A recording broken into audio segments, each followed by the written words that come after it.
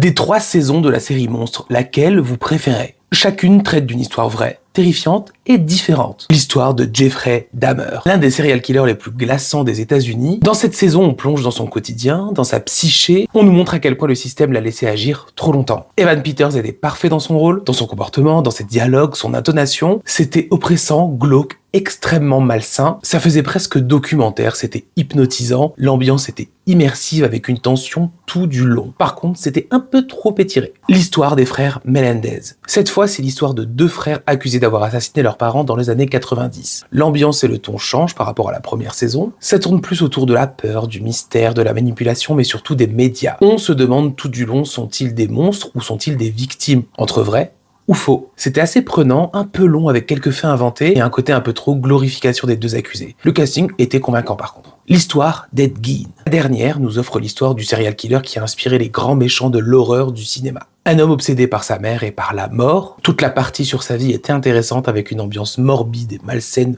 très glauque. Charlie Hunnam était bluffant d'ailleurs dans le rôle. Dommage d'avoir ajouté trop d'événements fictifs et d'avoir un peu romancé le tout. Toute une partie est consacrée à l'impact de son histoire sur le cinéma, mais aussi à l'inspiration qu'il a insufflée à d'autres tueurs. Bonne idée, mais carrément mal intégrée au récit. Le côté fiction et inspiration est bien trop présent. Ça casse le rythme, ça casse l'émotion, ça casse la crédibilité. On verra si dans la prochaine saison, la saison 4, on penchera plus vers la fiction ou sur un truc plus biographique.